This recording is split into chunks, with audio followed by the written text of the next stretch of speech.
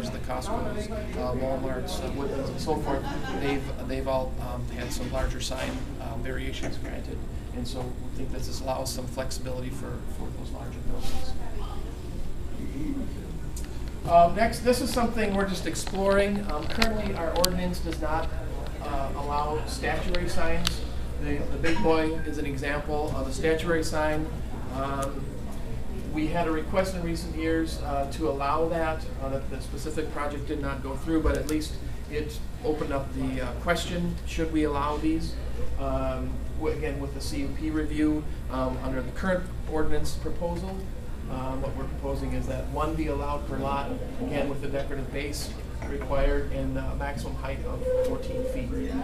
So whether that's a good idea, I guess that'll be a discussion with the Plan Commission and Council, and Scott will provide more information where you can weigh in as well in the future. The other thing to mention there is that, again, would be a conditional use permit review. I mean, you can imagine statuary signs, you can get some pretty goofy stuff proposed, so the idea would be there'd be some public review of that to decide whether it's a good thing for the community. Next item, event banners. Our current ordinance isn't really that clear about this, and this is something we get quite a few requests regarding community events, whether it's the Corn Fest or the Blues Fest or so forth. Can we put up our banner to promote those events? And so what our proposal does is now allow 2 on-site signs and 4 off-site signs, as specified with requirements 48 square feet maximum. But those would not require a permit. You'll be able to just do that. You won't have to ask. So if you have a fundraiser kind of thing for a major community event, concerts, those kinds of things, the ordinance allows those things to happen with a greater degree of clarity. So, there's a couple of other things too. Our current ordinance, the practice has been anytime a business has changed, that sign changes. It's Joe's Hardware to Bucket Honey's or whatever. We've required a permit for just the change in sign. Our current proposal would not require that permit. The maximum number of items of information, that section has been eliminated. Again, as Scott mentioned, we're running into some potential First Amendment rights there with regulating content, so we're proposing to just strike that requirement, limiting the number of items of information. We moved a number of the standards from the definitions section, so in our current ordinance, if you start reading the definitions, there'll be certain standards regarding area and setback and so forth. We removed those out of there to clarify the definition section. In a number of places in our sign ordinance, fees are set specifically with a dollar number. Anytime those change, we have to go back and change the entire ordinance. It's a little bit cumbersome process. So what we're proposing is that that fee schedule be set by ordinance or resolution. We're looking at what the difference would be, perhaps by resolution with the clerk's office. That way we don't have to go in and change the ordinance every time cost of a sign permit, for example, changes. Another change, we've clarified menu board signs, the drive-up signs and so forth. We're seeing, at least in the last couple of fast food restaurants, the norm seems to be going to 2 drive-up lanes. Our current ordinance really limits the amount of square footage for those, so that provides a little more flexibility for those types of users. And then there's some common sign design language in our current ordinance, and we're looking at should we retain that or not regarding a site plan for a multi-tenant development. So I believe that is it, and Scott's going to talk about again is the next steps in this and the opportunities that you can have to get involved in providing us with. Thanks, Tim.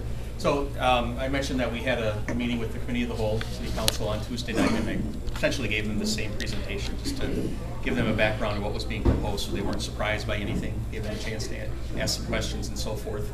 Obviously today at the luncheon here is our chance to get the message out to you a little bit and let you know this is going on.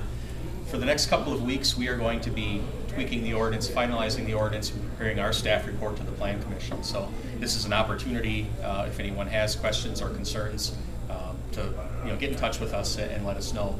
We'll be finalizing that staff report in early October, and then I mentioned earlier, I think October 9th at the Plan Commission meeting, there will be a public hearing on this. We're not sure if the Plan Commission is going to look at these changes and say, oh, this is all great, and pass it on to the city council right away, or whether they're going to want to step back and look at it more closely and look at it for a couple of months. But this could be going to the city council as early as October 16th if they pass it on right away. The city council would make the final decision on whether or not to update the ordinance. And then one last slide here. Just wanted to let you know that the materials are available, and you don't have to write this down. I've actually got a few printouts of this page if anyone's interested in our Tim's email address, my email address, or the link to the information on the city's website. But it's out there. Again, I would encourage you to take a look at it. It can be a little boring to look through these things, but I think it does have an impact on anyone who runs a business in town, and it'd be good for you to know what the changes are. And certainly if you have different thoughts, if you've run into problems with the sign ordinance in the past and you'd like us to consider other changes, now's the time. This is the window to do that. Either bring it up with us ahead of time or appear at the Plan Commission meeting on the 9th and let us know.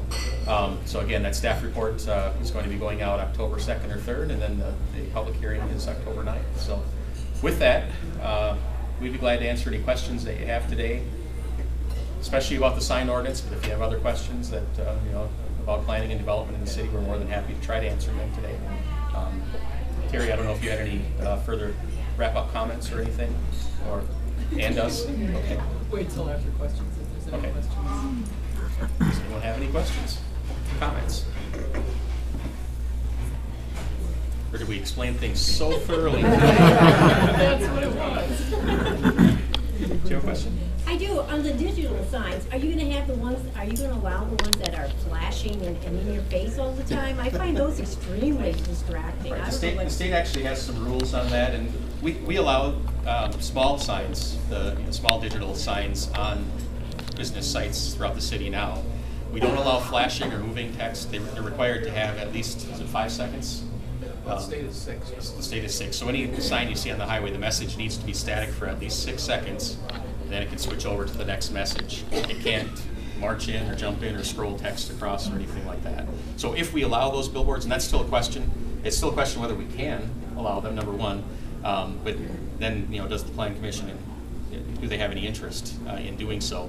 If we allow them, you won't see bouncing text or stuff zooming along the highway. It'll look like a regular sign for at least 6 seconds, and then it can flip over to the next message. There'll be static messages in between. So, I think there's probably going to be some debate about whether that's a good thing or not. Some of our council members, I think it's a good thing. Some of these older billboards, because they can't be replaced or enlarged or anything, they get looking kind of trashy after a while. They're not maintained as well as perhaps they should be. When you consider the investment that goes in the digital signs, we would expect that those signs would be maintained a lot better and look nicer over the longer period of time. There's additional tax revenue that comes in from those signs as well. It's it's a much bigger investment, and the sign companies are taxed at a much higher rate for a digital sign than they are for just a sheet of plywood up there put together with the message on it. So I think there are some positives. The other thing, and I can't recall if Tim mentioned it or not, but there's the opportunity to use some of the time on those signs for community messages. Adams, in talking to us, has said that they routinely make every 12th message or something available to the city for events like Corn Fest, or if there's an emergency, missing child, or something like that, they can put information out there, and it's a good way to get information out to the public. So there are some benefits like that. Some people don't like billboards. These signs will be bigger than what we have out there now. There's no doubt. At night they're going to be brighter, and so I think it's an issue for debate, but it's one that I think it's our responsibility to bring forward. Say, if we're going to do this, here's how we think you should do it, and then let the Plan Commission and City Council decide whether it's the right thing for the community or not. So, very long answer to your short questions. Anybody else have any questions? Questions about anything outside of the sign ordinance, or did I cover all those at the beginning as well? If not, All right, thanks.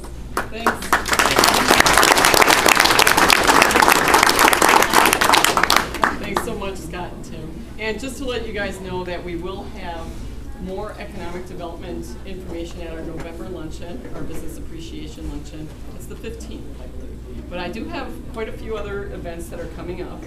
On this coming Monday, the 24th, is our member mixer.